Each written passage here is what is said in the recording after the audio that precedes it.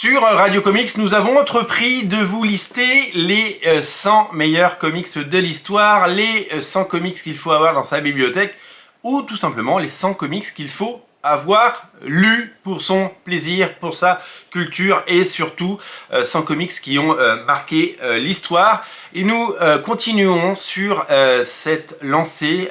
Nous avons décidé de parler des récits incontournables et cultissimes de Daredevil. Daredevil, un personnage d'une richesse et d'une complexité folle qui a eu droit au fil des ans aux meilleurs auteurs et aux meilleurs arcs, puisque quand on met bout à bout l'ensemble des excellents épisodes racontés par des excellents auteurs, ça nous fait des centaines d'épisodes, et donc c'est normal qu'il figure plusieurs fois dans cette liste.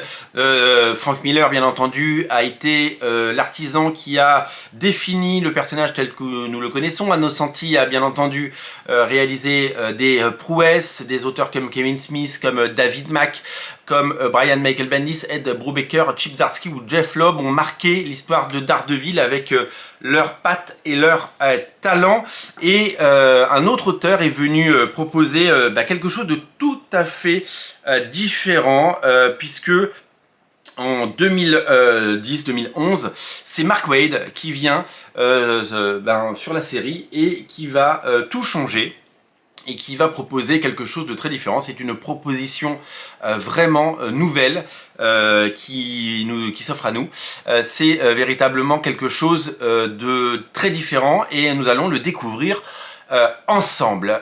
Ces épisodes, ce n'est pas la suite directe des épisodes de Ed Brubaker et Brian Michael Bendis dont nous avons déjà parlé dans cette série d'émissions. Ce qui s'est passé, c'est que ce que Panini réédite la plupart du temps, ce sont les histoires qui marquent ou qui ont un potentiel commercial. Mais la plupart de ces séries aux États-Unis, ce sont des séries régulières, c'est-à-dire qu'il y a 12 numéros par an.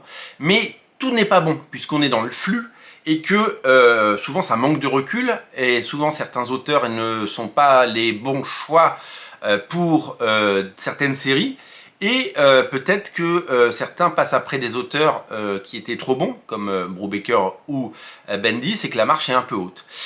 Donc, dans la continuité, s'il y a 100 épisodes, admettons, une ligne imaginaire avec 100 épisodes, imaginez qu'il y ait 60 épisodes qui soient très bien, et que l'équipe change et qu'on mette une autre équipe d'auteurs sur les épisodes 61 à 80. Si ces épisodes ne sont pas au niveau ou sont anecdotiques, ils sont un peu oubliés de l'histoire parce qu'ils ne sont jamais réédités. Et c'est ce qui arrive très souvent. Et puis il peut arriver qu'au numéro 80, il y a une nouvelle équipe avec des bons auteurs, et ça fait l'objet d'une réédition parce que le public a décidé, ça me plaît, je veux le lire, je veux le relire, je veux une belle édition et je veux que ça reste dans l'histoire. Voilà, c'est le public la plupart du temps qui décide. Évidemment, il faut qu'à la base, à la source, il y ait les bonnes décisions éditoriales pour que les bons bouquins sortent au bon moment. Donc, une fois qu'on a dit ça, on peut le dire, entre les périodes de Mark Waid, qui est une période dorée pour Daredevil et qui a duré très longtemps, et entre la série de Ed Brubaker, il y a eu plein de choses. Il y a eu notamment Shadowland avec Andy Deagle. Certains adorent cette série. Moi, je sais que c'est une série que je ne ferai pas figurer dans les 100 séries à faire figurer dans le cœur des gens, mais elle a été un peu oubliée de l'histoire, même si certains s'en souviennent, et je sais que ça a été réédité récemment aux États-Unis, peut-être que ça reviendra en France, mais c'est pas une des meilleures périodes. Et puis après Mark Waid, il y a eu aussi des périodes de flottement. Voilà, c'est ça les comics, hein. C'est des très bonnes périodes, et c'est également des périodes de flottement, mais l'important c'est de ne garder que le meilleur. Et c'est un peu une technique de la part de Marvel, c'est on produit beaucoup, et dans la masse, il y aura des choses qui restent, et des choses plus anecdotiques. Le but est d'avoir des choses qui restent pour pouvoir les rééditer longtemps. Quand Mark Waid arrive sur Daredevil, il arrive avec quelque chose d'assez étonnant. Il veut redonner de la lumière, il veut redonner du fun à la série, et décide de casser complètement les codes de ce qu'on a pu voir, puisque il propose une série vraiment très différente. Déjà graphiquement, les dessinateurs dont nous allons parler, ce n'est pas Michael Lark, ce n'est pas Alex Maliv, mais également c'est tout simplement une autre proposition, une autre vision, si je puis dire, du personnage, beaucoup plus lumineuse, beaucoup plus colorée, qui non seulement fait écho au passé de Daredevil, qui est un personnage urbain coloré, qui pendant 20 ans, avant que Frank Miller ne décide d'en faire quelque chose de beaucoup plus sombre, beaucoup plus adulte, eh bien se balader dans les rues de New York avec son costume rouge. Et donc du coup, il décide bien entendu de repartir sur cette lumière qu'on ne voyait plus, parce que c'est bien aussi de changer, c'est bien aussi d'essayer de proposer autre chose, parce que avoir un énième dessinateur qui fait et un énième scénariste qui font du Bendis ou du Brubaker, eh ben, ça aurait été un petit peu étrange, si vous voyez mon avis.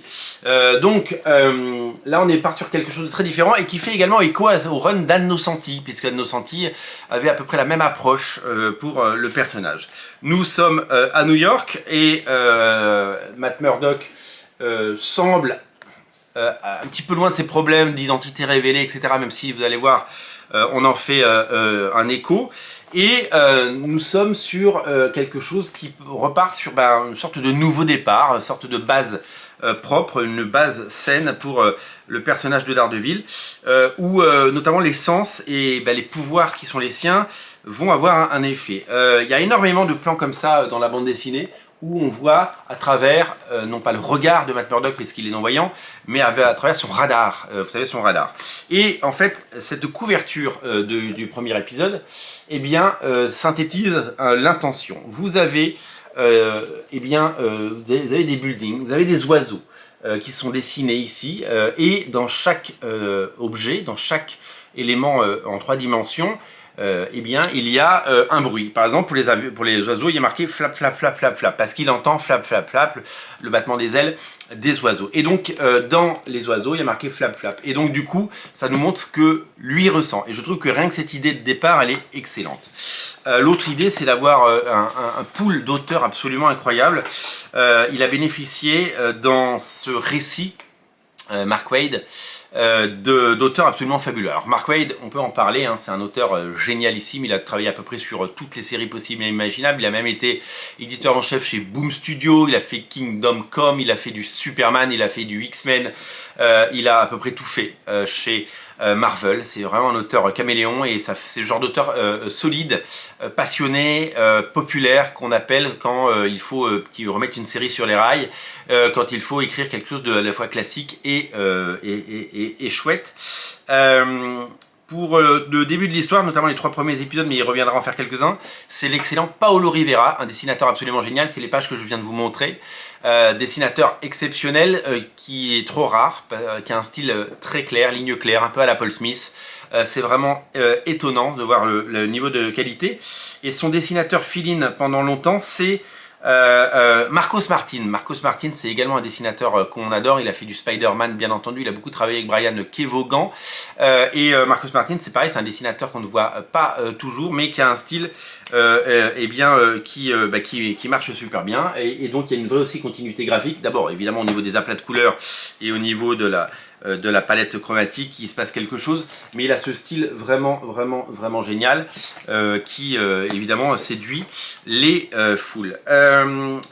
D'autres dessinateurs viennent faire quelques épisodes, comme Koi Pham qui fait l'épisode 13, Marco Checchetto qui deviendra le dessinateur sous l'ère Zdarsky, fait le Daredevil 11, parce que vous savez, la série avait redémarré avec un numéro 1, et arrive au numéro 12, et c'est lui qui va finir... il y a Michael Red qui fait un épisode, ça c'est super chouette. Chris Samnee est l'excellent dessinateur qui travaille avec Robert Kirkman, qui a fait Jonah chez 404, il faut absolument lire Jonah. Eh bien, il arrive, Chris Samnee, avec son style absolument impeccable. C'est lui qui avait fait aussi la série Black Widow. Alors ça, c'est Michael Red, voilà. Moi, j'aime beaucoup Michael Red, et je trouve le fait qu'il soit venu faire un épisode, un fill-in, moi, je trouve ça génial. C'est le dessinateur de X-Statix, vous le savez, et de Madman, qui est publié chez Huggin et Mumin. Et là, nous avons la prise de pouvoir, si je puis dire, de Chris Samnee, qui est un dessinateur que j'adore, un artisan incroyable, qui a un sens du storytelling et qui a vraiment un talent fou. C'est lui qui va finir la série, et alors comme souvent à l'époque, dans les années 2010, chez Marvel, quand une série marche bien, mais qu'on est arrivé à l'épisode numéro 25, 26, 27, 28, et que les ventes diminue, bah, ils font un relaunch. Et donc, aujourd'hui, à l'heure où je fais cette vidéo, il n'y a qu'un seul omnibus qui est sorti de cette série Daredevil, avec donc les 28 premiers numéros de cette série, 27 premiers numéros même, et le crossover qui est avec le Punisher.